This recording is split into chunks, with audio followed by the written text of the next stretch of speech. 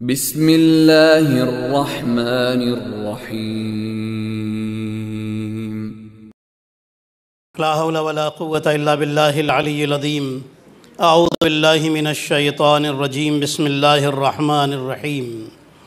الحمد للہ رب العالمین، حسبنا اللہ ونعم الوکیل، نعم المولا ونعم النصیر، والصلاة والسلام والتحیۃ والاکرام علی اشرف الانبیاء والمرسلین، سیدنا و مولانا حبیب الہ العالمین ابی القاسم محمد، اللہم صل علی محمد،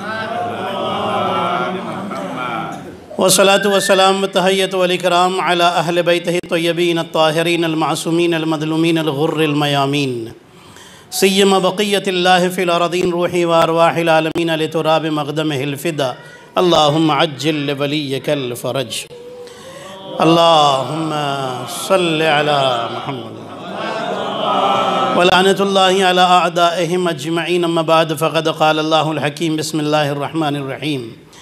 وجعلناہم ائمۃ یہدون بامرنا واوحینا الیہم فعل الخیرات واقام الصلاة وایتاء الزکاة وکانوا لنا عابدین۔ صلوات پڑھیں محمد و آل محمد پر۔ اللہم صل علی محمد۔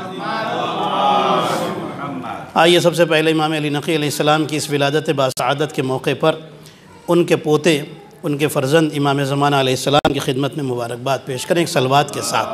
اللہم صلی علی محمد۔ پھر میں آپ تمام مومنین اور تمام سامع مومنات کی خدمت میں مبارکباد پیش کرتا ہوں۔ بڑی خوشی کی رات ہے۔ قرآن مجید کی جو آیہ شریفہ میں نے آپ کی خدمت میں پیش کی ہے، خداوند قدوس ارشاد فرماتا ہے کہ جنہیں ہم نے امام بنایا ہے، اور جنہیں ہم نے امام بنایا ہے، یہدون بامرنا، وہ ہمارے حکم سے ہدایت کرتے ہیں، نماز قائم کرتے ہیں، زکوٰۃ ادا کرتے ہیں، اور وکانوا لنا عابدین، اور وہ عبادت گزار تھے۔ ٹھیک ہے، جنہیں اللہ نے امام بنایا ہے وہ دنیا میں آ کر کے امام نہیں بنے، وہ ادھر سے بن کر کے آئے ہیں۔ امام علی نقی علیہ السلام کا ایک ٹائٹل ہے ہادی۔ ہادی کا مطلب ہے ہدایت کرنے والا۔ پوری توجہ رکھیے گا، خاص گفتگو ہے۔ ہادی کا مطلب ہے ہدایت کرنے والا۔ امام علی نقی علیہ السلام کا ایک اور ٹائٹل ہے ناصح۔ ناصح کی میننگز لکھی ہوئی ہیں ڈکشنری میں۔ ناصح کا مطلب ہے پریچر، ٹھیک ہے، نصیحت کرنے والا۔ ناصح کا مطلب ہے ویل وشر، کسی کے بارے میں اچھا سوچنے والا۔ یہ ناصح دو ہی لوگوں کا ٹائٹل ملے گا، یا حضرت ابو طالب کا ملے گا یا امام علی نقی علیہ السلام کا ملے گا۔ وہاں وہ ابو طالب تھے جو رسول اللہ کے ویل وشر تھے، اس لیے ان کا نام ناصح تھا۔ یہ علی النقی ہیں جو رسول کی امت کے ویل وشر ہیں، اس لیے ان کا ٹائٹل ناصح ہے۔ صلوات پڑھیں محمد اور آل محمد پر۔ توجہ کیا آپ نے؟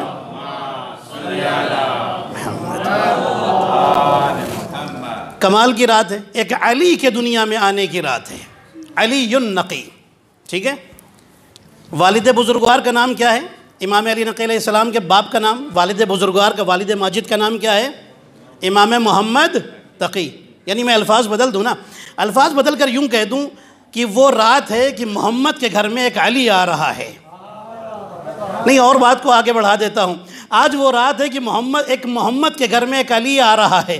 علی جب بھی آتا ہے تو بڑی شان سے آتا ہے، کبھی آتا ہے تو ایک پہلا علی ہے جو اللہ کے گھر میں آتا ہے، اور یہ 10واں علی ہے امامت کا جو ایک محمد کے گھر میں آ رہا ہے۔ صلوات پڑھیں محمد اور آل محمد پر۔ یہ بڑی شان سے آتا ہے۔ دیکھیے جشن ہے، جشن آپ بول کر کے سنیں گے انشاءاللہ، نعروں کے ساتھ اور آپ کی داد کے ساتھ جشن ہوگا انشاءاللہ۔ جشن کا یہی طریقہ ہی ہے، ٹھیک ہے۔ اچھا، اب میں آگے بڑھتا ہوں۔ اللہ فرماتا ہے ہم نے ہدایت کے لیے جنہیں امام بنایا ہے، ٹھیک ہے، جنہیں امام بنایا ہے۔ اللہ نے ہدایت کے لیے نبیوں کو بھی بھیجا ہے، اماموں کو بھی بھیجا ہے نا۔ نبیوں کو اللہ نے ہدایت کے لیے بھیجا، اور کچھ نبیوں کو ٹائٹل دیے۔ حضرت آدم علیہ السلام کو ایک ٹائٹل ملا صفی اللہ، اللہ کا چنا ہوا، ٹھیک ہے۔ حضرت نوح کو ٹائٹل ملا نجی اللہ۔ حضرت ابراہیم کو ٹائٹل ملا خلیل اللہ۔ میننگ سب آپ جانتے ہی ہیں۔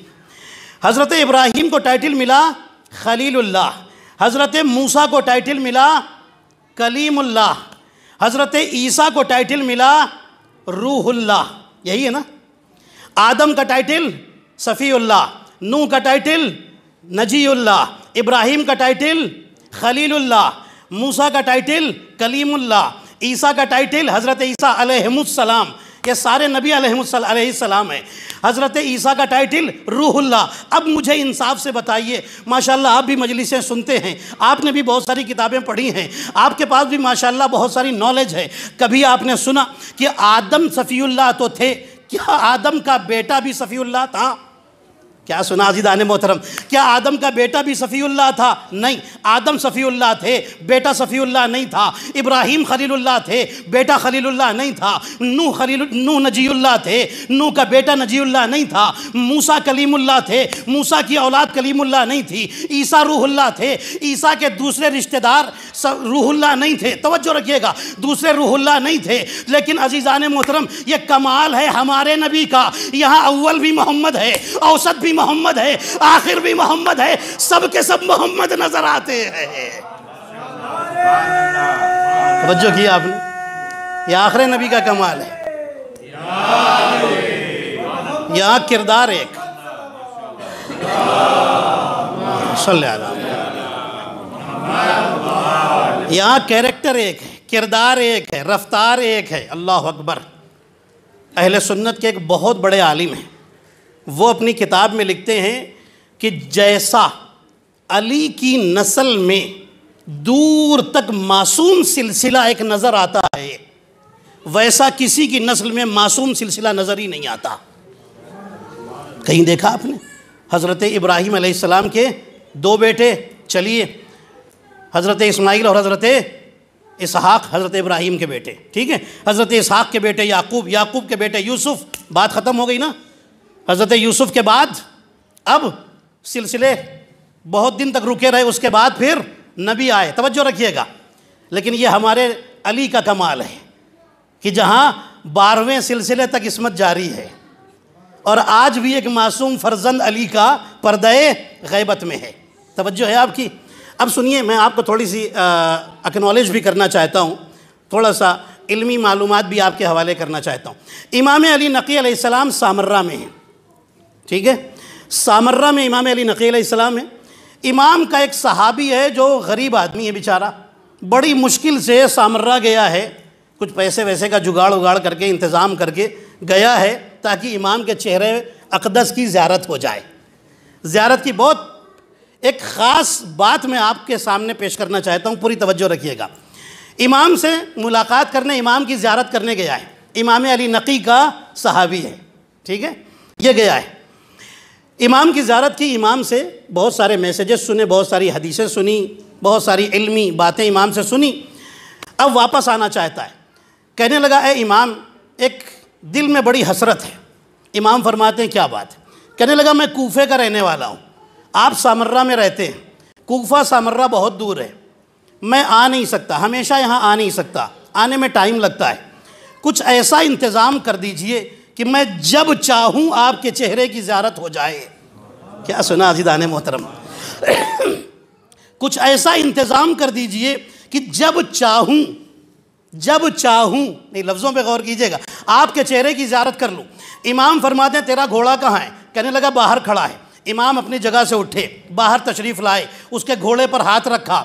امام فرماتے اب جب بھی تیرا دل چاہے گا ہماری زیارت کرے، تب اس گھوڑے پر بیٹھ جانا، یہ لمحوں میں تمہیں کوفے سے سامرہ پہنچا دے گا۔ پوری توجہ، لمحے سمجھتے ہیں سیکنڈز، منٹس نہیں، گھنٹے نہیں، لمحوں میں، سیکنڈز میں تمہیں کوفے سے سامرہ پہنچا دے گا۔ امام نے، اب وہ صحابی کہتا ہے جب بھی میرا دل چاہتا تھا میں گھوڑے پر بیٹھتا تھا، نیت کرتا تھا امام علی نقی کی زیارت کرنی ہے، وہ گھوڑا چشم زدن میں مجھے کوفے سے سامرہ پہنچا دیتا تھا، مجھے سیکنڈوں میں پہنچا دیتا تھا۔ امام نے دنیا کو میسج دے دیا کہ تم آج تک میرے جد رسول کی معراج میں شک کرتے ہو کہ وہ بدن کے ساتھ گئے تھے یا صرف روح گئی تھی، بدن رکھا ہوا تھا۔ ارے میں رسول کا 10واں خلیفہ ہوں، 10واں جانشین ہوں۔ جب میرے ہاتھ میں اتنا کمال ہے کہ میں صحابی کے گھوڑے کی پیٹھ پر رکھ دوں تو وہ لمحوں میں اتنی دور کا سفر جسم کے ساتھ طے کر سکتا ہے، تو میرا جد رسول ایک رات میں آسمانوں کی سیر کر کے معراج میں واپس کیوں نہیں آ سکتا ہے؟ توجہ کی آپ نے؟ یہ ہے امام علی نقی السلام۔ اللہ صلی اللہ علیہ وسلم۔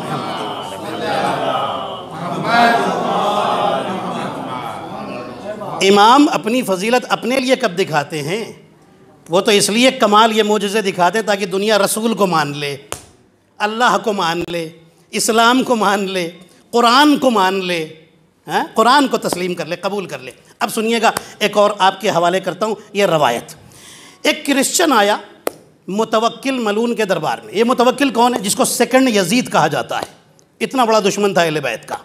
یہ خلیفہ ہے امام علی نقی علیہ السلام کے زمانے میں، ٹھیک ہے؟ امام علی نقی علیہ السلام کے زمانے میں یہ خلیفہ ہے۔ نام کیا ہے؟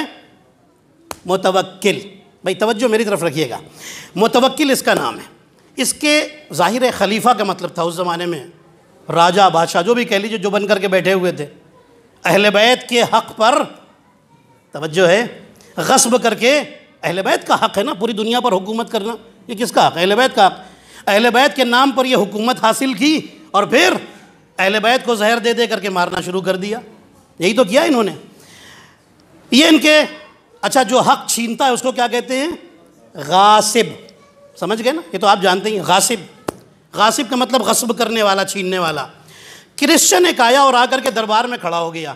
اب یہ اپنی کرسی پر بیٹھا ہے، سارے وزیر، عالم، علماء جو بھی اس ٹائپ کے اس زمانے میں تھے سب بیٹھے ہوئے ہیں۔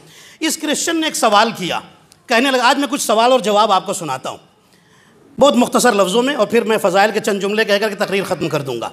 کہنے لگا، میرا ایک سوال ہے خلیفہ، میرا ایک سوال ہے، تم مسلمانوں کے خلیفہ ہو اور میں ہوں کرسچن، ٹھیک ہے بھائی، کیا سوال ہے؟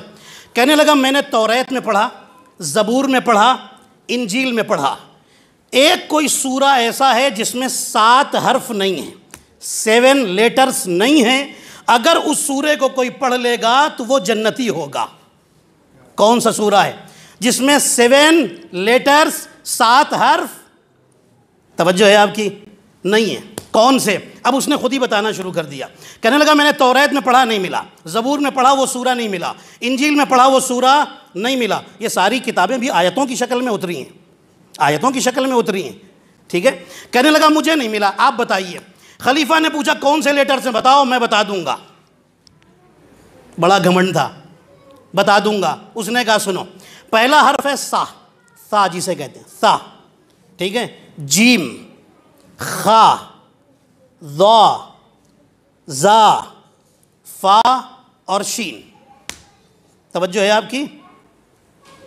یہ حرف ہیں کہ یہ حرف، یہ حروف، اگر ایک آدھ مس ہو گیا تو مجھ سے بعد میں پوچھ لیجئے گا، یہ حروف جس سورے میں نہیں ہیں اس سورے کو اگر کوئی پڑھے تو جنتی ہوگا۔ اچھا، اب خلیفہ نے، متوکل نے، سارے بڑے بڑے اسکالرز اور دانشور اور انٹلیکچولز اور علماء اور فقہا جتنے بھی، سب کو لگا دیا کام پر، ڈھونڈ رہے ہیں، سب لگ گئے ڈھونڈنے میں، نہیں ڈھونڈ پائے۔ آخر میں کہنے لگا، تم لوگ بڑا دعویٰ کرتے ہو کہ تمہارے پاس بڑا علم ہے، مسلمانوں کے پاس یہی علم ہے، ایک مشکل نہ حل کر سکیں۔ توجہ ہے آپ کی؟ جب بات مشکل کی آ گئی تو ظاہر ہے ہر زمانے میں مشکل کشا ہی یاد آتا ہے۔ توجہ ہے آپ کی؟ ایک شخص بیٹھا ہوا تھا جس کا نام تھا فتح بن خاقان۔ یہ تھا دل سے شیعہ، امام کا چاہنے والا، لیکن اپنے ایمان کو چھپائے ہوئے تھا، اور متوکل کے دربار میں وزیر تھا، اس کی پوسٹ تھی، منسٹر تھا۔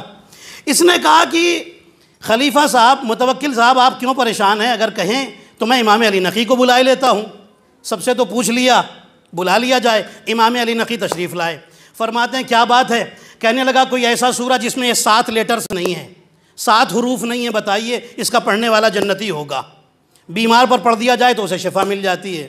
امام فرماتے ہیں اس میں کون سی مشکل کی بات ہے، سورہ الحمد ہی تو ہے، اللہ اکبر، سورہ الحمد ہی تو ہے، سورہ فاتحہ تو ہے، اس میں سا نہیں ہے، اس لیے کہ سا کا مطلب ہے صبور، صبور کا مطلب ہے ہلاکت۔ پوری توجہ رکھیے گا، امام نے ایک ایک کا ریزن بتانا شروع کیا۔ اس میں زا نہیں ہے، زا کا مطلب ہوتا ہے زقوم، زقوم کہتے ہیں جہنم والوں کی غذا کو، جہنم والوں کا جو فوڈ ہوگا، جو کھانا ہوگا، اسے کہتے ہیں زقوم۔ توجہ رکھیے گا، پوری توجہ۔ خا کا مطلب ہے خسران، خسران کا مطلب ہوتا ہے خسارہ، خسارہ کا مطلب ہوتا ہے نقصان۔ پوری توجہ رکھیے گا، امام فرماتے ہیں ذا نہیں ہے، ذوق کا مطلب ہے، ذا سے ہوتا ہے ظلمت، ذا سے ہوتا ہے ظلمت، ظلمت کا مطلب ہے اندھیرا، یہ اس میں نہیں ہے۔ کہنے لگا یہ بتائیے یہ کیوں نہیں ہے؟ فرمایا اس لیے کیونکہ یہ الحمد یہ ایک رحمت کا سورہ ہے، اللہ اس میں کوئی بھی نہ جہنم کی بات کرنا چاہتا ہے، نہ ہلاکت کی بات کرنا چاہتا ہے، نہ تباہی کی بات کرنا چاہتا ہے، نہ گھاٹے کی بات کرنا چاہتا ہے۔ میں نے کہا مولا اتنے لگ گئے تھے، کوئی نہ ڈھونڈ پایا، کسی کا دھیان ہی نہیں گیا، اور آپ نے کیسے بتا دیا؟ تو امام کہیں گے سنو، میں علی کا بیٹا ہوں، اس علی کا جس نے کہا تھا اے ابن عباس سنو، جو کچھ پورے قرآن میں ہے وہ الحمد میں ہے، جو الحمد میں ہے وہ بسم اللہ میں ہے، جو بسم اللہ میں ہے وہ بائے بسم اللہ میں ہے، اور میں ہی تو بسم اللہ کا نقطہ ہوں۔ توجہ کی آپ نے؟ تو یہ امام ہی بتا سکتے ہیں۔ امام نے ایک اللہم صلی علی محمد، امام نے ایک اور فیصلہ کر دیا۔ میں نے کہا مولا اتنے لوگ لگے ہوئے تھے وہ تو نہ ڈھونڈ پائے، ان کا تو دھیان ہی نہیں گیا، سورہ الحمد سوچ رہے تھے کوئی اور سورہ ہوگا، پورے سورے پڑھ ڈالے، آپ نے ایک سیکنڈ میں آ کر کے بتا دیا۔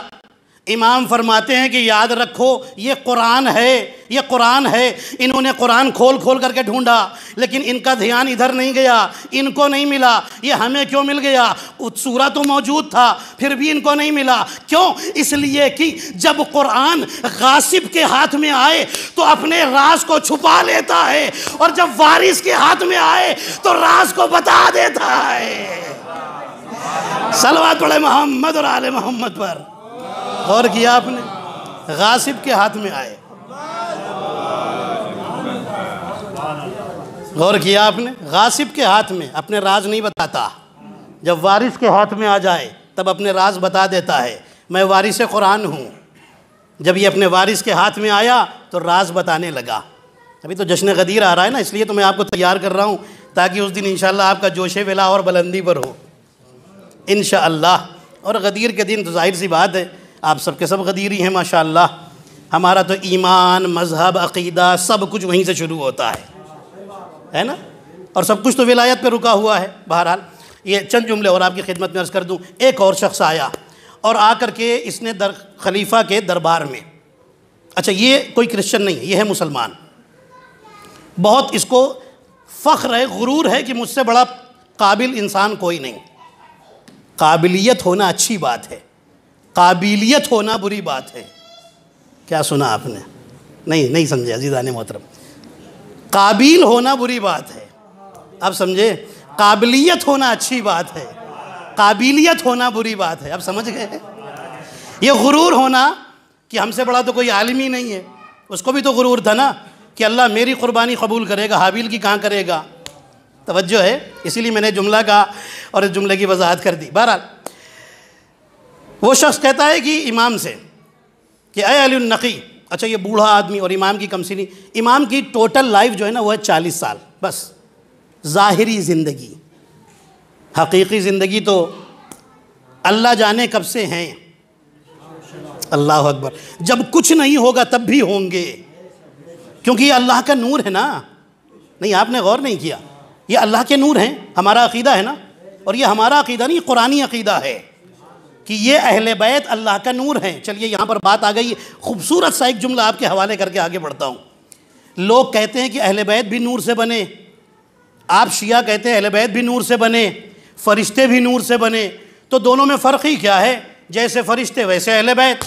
ہم نے کہا سنیے، اہل بیت بھی نور سے بنے، فرشتے بھی نور سے بنے، لیکن وہی فرق ہے جو آدم اور آدمیوں میں ہے۔ کیا سنا عزیزان محترم؟ وہ بھی مٹی سے بنے، آدمی بھی مٹی سے بنے، لیکن کسی انسان میں یہ اتنی ہمت نہیں ہے کہ جو یہ کہہ دے میں آدم جیسا، میں آدم جیسا۔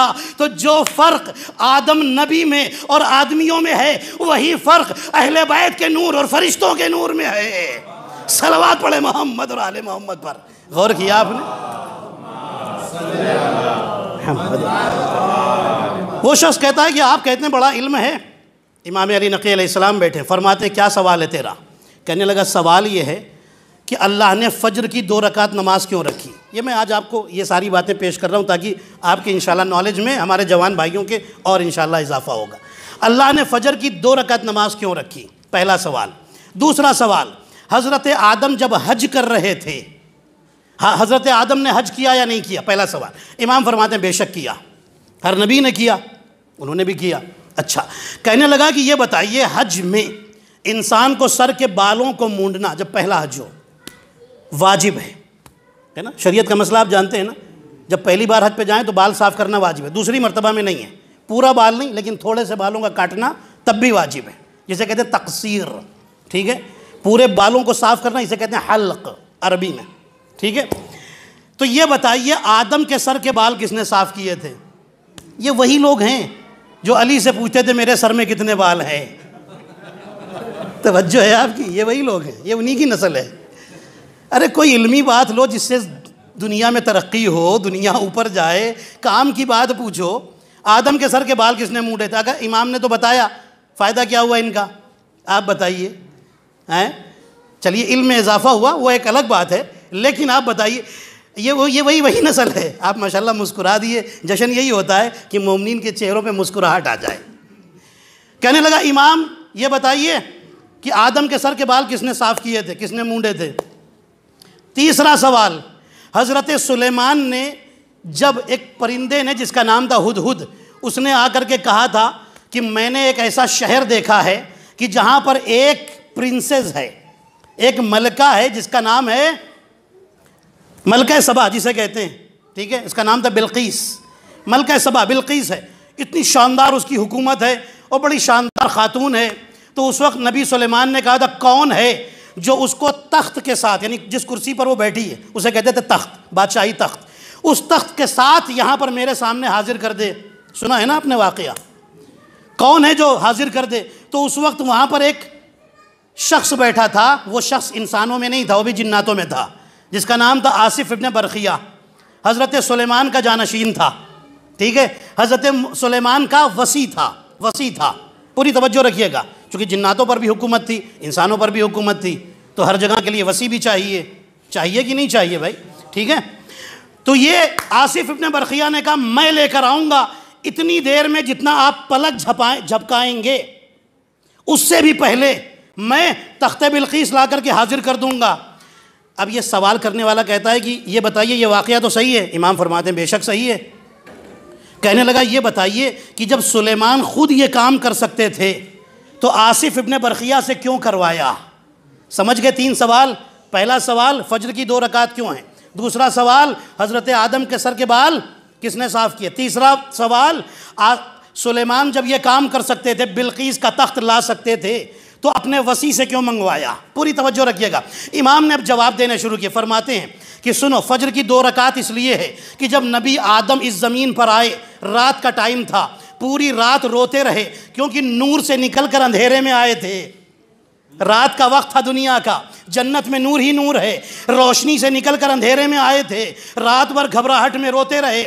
جب فجر کا وقت ہوا، جبریل نازل ہوئے اور کہا اے آدم، رات کے جانے کی خوشی میں 1 رکعت اور دن کے آنے کی خوشی میں 1 اور رکعت، ملا کر 2 رکعت فجر کی نماز پڑھو۔ بس اس وقت سے فجر کی نماز آدم کی اولاد پر بھی واجب ہو گئی۔ صلوات پڑھیں نا محمد اور آل محمد پر۔ یہ جواب امام ہی دے سکتے ہیں۔ توجہ ہے آپ کی؟ پھر کہنے لگا دوسرا سوال، کہنے لگا ہاں یہ جواب تو آپ کا بہت اچھا ہے، دل مطمئن ہو گیا۔ امام فرماتے ہیں دوسرا جواب سنو، آدم کے بال کس نے صاف کیے تھے؟ حضرت جبرائیل جنت سے ایک یاقوت کا پتھر لائے تھے۔ یاقوت سمجھتے نا، روبی جسے بولتے ہیں۔ یاقوت کا پتھر لے کر آئے تھے، حضرت آدم کے سر پر جہاں جہاں پھیرتے تھے وہاں وہاں بال نیچے گرنا شروع ہو جاتے تھے، اس سے ایک نور نکل رہا تھا، وہ نور جہاں جہاں تک گیا وہاں وہاں تک مسجد الحرام ہے۔ سمجھ گئے ہسٹری آپ مسجد الحرام کی؟ جہاں جہاں تک اس کی روشنی گئی، اس کی لائٹ گئی، اس پتھر کا نور گیا، جنتی پتھر تھا، وہاں وہاں اللہ نے حکم دیا مسجد الحرام بنے گی۔ پوری توجہ، مسجد الحرام وہیں پر ہے۔ کہنے لگا بالکل ٹھیک کہا آپ نے، دل مطمئن ہو گیا۔ توجہ ہے آپ کی؟ یہ کون بول رہا ہے؟ وارث منبر سلونی کا وارث بول رہا ہے، نہیں، مالک منبر سلونی کا وارث بول رہا ہے نا؟ سلونی کس نے کہا تھا؟ امیر المومنین نے کہا تھا، جو چاہو پوچھ لو۔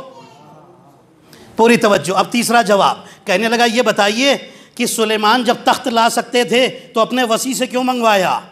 بہت خوبصورت جملہ آپ کے حوالے کرنے جا رہا ہوں عزیزان محترم۔ امام علی نقی علیہ السلام فرماتے سنو، سلیمان نبی خود تخت لا سکتے تھے لیکن وصی سے اس لیے منگوایا تاکہ سلیمان نبی کی زندگی میں ہی ان کے وصی کی فضیلت پوری دنیا کو پتہ چل جائے کہ کسی نبی کسی بیکار کو وصی نہیں بناتا، معجزہ دکھانے والے کو، کمال دکھانے والے کو اپنا وصی بناتا ہے۔ اب سمجھے آپ، نبی بھی، ہمارے نبی بھی ڈوبے ہوئے سورج کو واپس پلٹا سکتے تھے لیکن علی سے پلٹوا کر بتایا کہ دیکھو میں اپنے وصی کی فضیلت اپنی زندگی میں بیان کر رہا ہوں۔ توجہ کیا آپ نے؟ خود نبی کر سکتے تھے، کتنے فیصلے کر دیے امام علی نقی علیہ السلام نے۔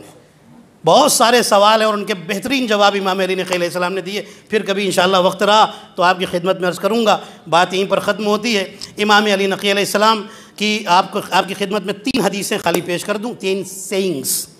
امام علی نقی علیہ السلام فرماتے ہیں دنیا میں، بس بات ختم ہو رہی ہے، مشکل سے 1 منٹ کے اندر تقریر ختم کر رہا ہوں۔ امام فرماتے ہیں دنیا میں انسان مال کے ذریعے پہچانا جاتا ہے، آخرت میں انسان اعمال کے ذریعے پہچانا جاتا ہے۔ دنیا میں مطلب کیا ہے تو میں اس کو ایکسپلین کر رہا ہوں۔ امام بتانا یہ چاہتے ہیں دنیا میں اپنی مشکل مال سے حل کر سکتے ہو، آخرت میں اعمال سے حل کرنا پڑے گا، ٹھیک ہے؟ پھر فرماتے ہیں کہ شکر، کسی نعمت پر شکر ادا کرنا اس نعمت سے بھی بڑا ہوتا ہے۔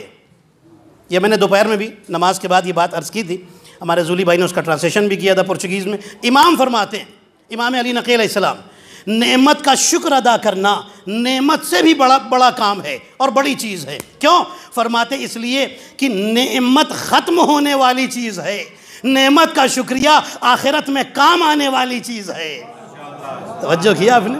جو یہاں شکریہ کیا ہے وہاں پر یہ کام آنے، نعمت تو ختم ہونے والی ہے، اس لیے نعمت سے بڑی چیز نعمت کا شکر ادا کرنا ہے۔ پھر فرماتے ہیں تیسری حدیث امام کی، فرماتے ہیں جب کوئی تمہاری بڑی حاجت ہو تو میرے دادا امام علی نقی علیہ السلام فرماتے ہیں، کس کے بیٹے ہیں؟ امام محمد تقی علیہ السلام کے۔ محمد تقی علیہ السلام کس کے بیٹے؟ امام علی الرضا علیہ السلام کے، ٹھیک ہے؟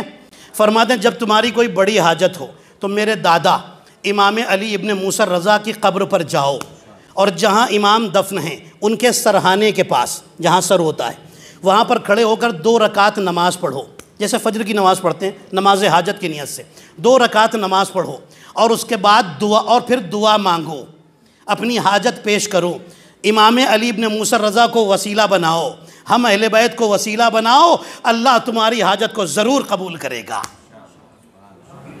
عزیزان محترم، میں خود ایران میں رہا ہوں، میں نے تعلیم حاصل کی ہے ایران میں، کئی بار ایسا ہوا ہے خود میرے ساتھ الحمدللہ کہ میں بڑی بھی کوئی بھی پریشانی ہوئی، کچھ بھی کام ہوا، مشہد گیا، امام علی رضا علیہ السلام کے سرہانے کھڑے ہو کر کے، جہاں پر قبر مبارک ہے، قبر مطہر ہے، ذریعہ مبارک ہے، اس کے سرہانے جو اسپیس ہے وہاں پر کھڑے ہو کر کے 2 رکعت نماز پڑھی اور حاجت طلب کی۔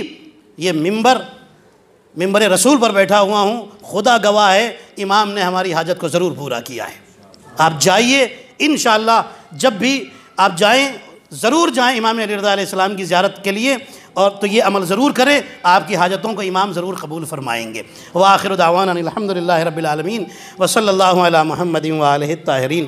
الہی بحق الزہرا سلام اللہ علیہا و ابیہا و بعلہا و بنیہا والسر المستودع فیہا، اے میرے اللہ تجھے محمد اور آل محمد علیہ السلام کا واسطہ ہم سب کی اس مختصر سی عبادت کو قبول فرما۔ میرے اللہ تجھے امام علی نقی الحادی علیہ السلام کا واسطہ یہ مومنین اور مومنات جو تیری بارگاہ میں آئے ہیں ان سب کی تمام حاجتوں کو اپنی بارگاہ میں قبول فرما۔ میرے اللہ تجھے محمد اور آل محمد علیہ السلام کا واسطہ جو بیمار انہیں شفاء کاملہ عطا فرما، جو پریشان حال ہیں ان کی پریشانیوں کو دور فرما۔ میرے اللہ شب جمعہ بھی ہے اور شب ولادت باسعادت امام ہادی علیہ السلام بھی ہے۔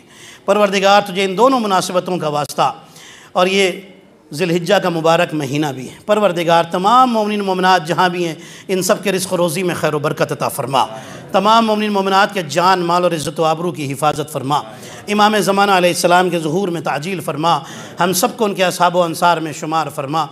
دیکھیے عید اکبر آ رہی ہے، عید اکبر سب سے بڑی عید، ٹھیک ہے، عید اکبر، عید غدیر آ رہی ہے، عید ولایت آ رہی ہے۔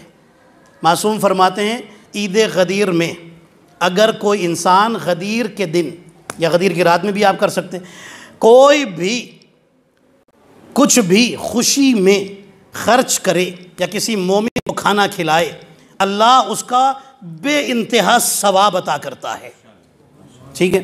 روزہ رکھنے کا بھی بہت بڑا ثواب ہے، وہ بھی میں انشاءاللہ عرض کروں گا۔ عید غدیر آ رہی ہے، عید غدیر میں عید ولایت کے لیے آپ جو بھی خرچ کریں گے، ایک مومن دوسرے مومن کو عیدی دیں، بہترین کپڑے پہن کر کے، بہترین لباس پہن کر کے جشن میں تشریف لائیے، اور جو کچھ بھی آپ چیریٹی کر سکتے ہیں یا جو بھی آپ جشن کے لیے کر سکتے ہیں، امام بارگاہ کے لیے کچھ بھی کر سکتے ہیں آپ ضرور کیجئے، یقین کیجئے عید ولایت ہے۔ معصوم فرماتے ہیں کہ اتنی بڑی خوشی کا دن ہے کہ اگر کوئی مومن کسی مومن کو قرض لے کر کے بھی کھلائے گا تو قرض وہ لے گا، ادا اللہ کرے گا، ادا اللہ کرے گا۔ تو آپ سوچئے کہ اس عید اکبر میں آپ جو کچھ بھی کریں گے، جو لوگ ڈیکوریشن میں آ سکتے ہیں بہترین ڈیکوریشن کریں، اور جیسا کہ ایک میسیج بھی چل رہا تھا ہمارے مولانا عادل رضا صاحب کا کہ اگر آپ کے دکانیں ہیں، بزنس ہے، اس دن اسپیشل آپ آفر رکھیں اور لکھ کے ایک بورڈ لگا دیں عید غدیر اسپیشل۔ یہ بھی ایک تبلیغ کا طریقہ ہے تاکہ دوسروں کو بھی پتہ چلے کہ کس وجہ سے ان کو یہ کنسیشن ڈسکاؤنٹ مل رہا ہے اور کس وجہ سے یہ عید منائی جا رہی ہے، اور یہ عید ہے کیا۔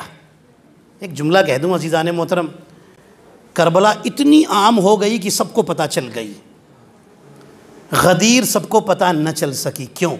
اس لیے کہ کربلا کو زینب جیسی بیان کرنے والی مل گئی، غدیر کو زینب جیسی بیان کرنے والی نہیں ملی۔ ہے توجہ آپ کی؟